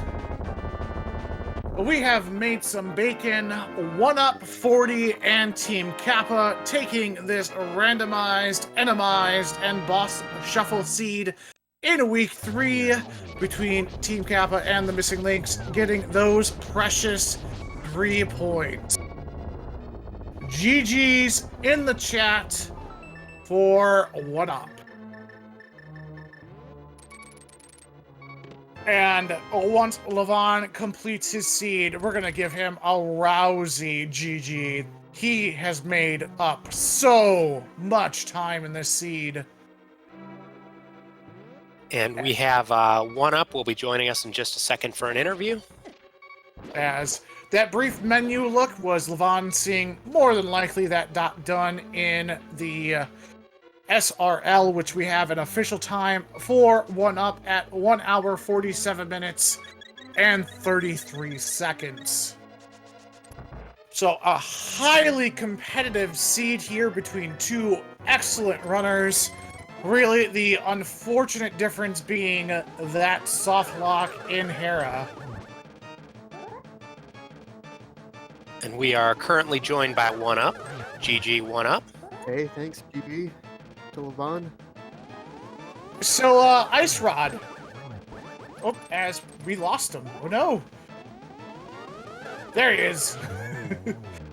So, Ice Rod. Yeah, that was kind of unfortunate placement. I guess probably the biggest, probably the biggest problem, I guess, was not checking the mushroom earlier. I kind of forgot to mark it on my tracker until I saw it while I was going through Ice Palace. Because I started thinking to myself, you know, like, if I had turned that mushroom in before going back up the mountain, like, I have the cane, I get Quake, I go to Turtle Rock, and, you know, no reason not to do it right then, and I get my Ice Rod, and, like, I don't dip Mire twice. But, unfortunately, it just worked out that I had to make a couple extra trips around the world, unfortunately. So, in your first Ganon attempt, you took a hug from him and ended up dying. And we thought that gap has started to close a little bit on the lead, and you ended up going over to get more potions. You needed the magic. How concerned were you when you took that death and had to warp over to visit the witches again? I was pretty concerned. I mean, like, yeah, whenever you're racing, like, you're always, you know, expecting a dot done at any time. And, yeah, like, you know, especially having to go all the way through Ganon again. Like, the whole time I was doing the fight, you know, I kept on glancing over at IRC, like, just expecting it to be a dot done. Because, you know, I kind of left the door wide open there, but, yeah, that was fortunate that I was able to finish it off still. Yeah, the big difference here is that Lavan unfortunately took a soft lock in Tower of Hera and unfortunately was not able to pick up that flute. Oh no. Because they were leaving Spiral Cave until after that, and yeah. So that flute, that probably cost him probably a good 5 minutes right there. Yeah, I could definitely see that. That's the almost basically last location that he still had Purple Chest and Ice Rod Cave to check, but those are way out of the way, and if you don't have a flute to go look for them, it's kind of hard to beg yourself to go over there. As we get a GG in the chat for Lavan here, able to score a time officially in the SRL of 1 hour, 51 minutes, and 10 seconds. Get the GGs in chat as Lavan, just having unfortunate luck with that soft lock, he closed the gap significantly throughout the seed as he joined us for the interview. GG, my dude. Yo, GG. GG. I feel so. I'm just like, I don't have anything that can reach the Switch. Need to hit the Switch. Yeah, that was when that happened. We're like, oh no, because OneUp had just gotten the flute and that hurt a lot. But with that being said, you made up so much time. You guys were both in Ice Palace at the same time. You guys were in Turtle Rock at the same time.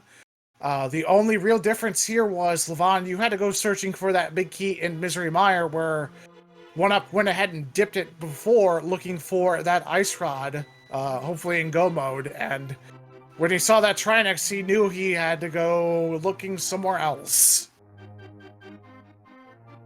Yeah, that was that Ice Rod location. I'm like, well, I'm just hoping there's no Trinexes anywhere on the way. And then I'm like, well, I guess I don't need to worry about that anymore. I figured I'd go in there first so I didn't have to, flute away and then climb the mountain again. And there's just more items in Turtle Rock if I'm looking for an Ice Rod, So as we were progressing through the seed, both of you ended up checking to see what Lumberjack was, and it was a Bombos medallion. As you were struggling to find that mirror, how much were you guys thinking, oh boy, I might have to go do Aga to get that Bombos to clear out this seed? I almost did it before going back up to Spiral Cave. Yeah, I was starting to think, like that Bombos is like the last piece I needed to like full clear ice. I'm like, oh no, is the mirror going to be in ice? And like I have to do something crazy, like get Bombos, take it to ice, get the mirror out of there, and then get the fire rod. But thankfully, yeah, like it showed up in the mire shed, so it didn't really, yeah. So, what did you guys think of the enemy placement overall in this seed? I hate dead rocks, and I hate guards in Chicken Hut. Each of you took a death in that chicken hut, so don't feel too bad. I hate wall masters. I don't think I've ever had the privilege of having a wall master get me an ice palace like that before, so that was fun times. I almost got wall mastered going into Bob's the hole to Ice Armos. I was like, well, that was close. I didn't know that was there. Yeah, and that was also a big sink of time. Lavan deciding to go full left side again. Not a bad play to make. Just unfortunately, OneUp went right, left, right, and found that big key over in the compass room after getting the small key off of Bob's torch. Going forward in this season, what seed settings are you guys most looking forward to playing in the future? Mystery. Always mystery. I think cross keys is going to be pretty fun. Cross keys is an interesting time.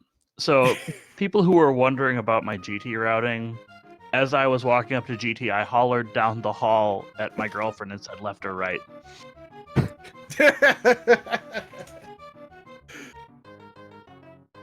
Nice. So, And sir, she's yelling at me saying, you don't get to blame me for losing. It's not my fault.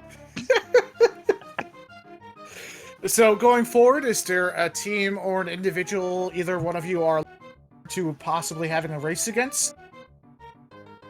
I honestly haven't followed the schedule too much. I'm not sure who we're facing when. Like the team that I most wanted to face was last week, so we're past that, and I have to hit playoffs to face them again. So Yeah, I'm not sure who all we have left going forward. I'm not going to be playing next week, unfortunately, but Yeah, doing some races the last couple of weeks. I think those will all be good races, hopefully. Yeah, next week Team Kappa is playing Where in the World is My Bombos. And the Missing Links are playing versus the Grouchy Old Men. Ah, that's going to be an interesting one. I commentated a couple of those races with them earlier. Well, thank you very much for your time after this seed, gentlemen. GG's on the times and what turned out to be a very excellent race between two accomplished speedrunners. Yeah, thanks for talking over the race. Always a pleasure. Yeah, big thanks for commentating and for the restreamer and tracker and everything. Well, if you are not done with randomizer action, ladies and gentlemen, chat, you can stop over at Speed Gaming, the main central channel. We have 2 Pearl, 2 Furious versus Wu-Tang Clan going on right now. If you want to wait until tomorrow, we open up at 12:10 p.m. Eastern Daylight Time with Upstas Flores Oknish versus Major Mistakes in the second matchup between the two teams. And we have a total of 1, 2, 3, 6, 7, 8, 9, 10, 11, 12, 13, 15 matches across all of Speed Gaming channel and the ALTTPR Race League channel going on Thursday. So if you want and crave more randomizer racing, we're going to give it to you tomorrow. So for my co-commentator, as Roosta, right? As Rosta, as Arusta. I knew I was going to screw it up the whole time. And our tracker, Antisim, I have been Worldwide Wimpy. Thank you very much for watching this fabulous race between two accomplished runners, Lavan and oneup40. You guys have yourself a good rest of your evening. Thank you, and have a good night, everybody.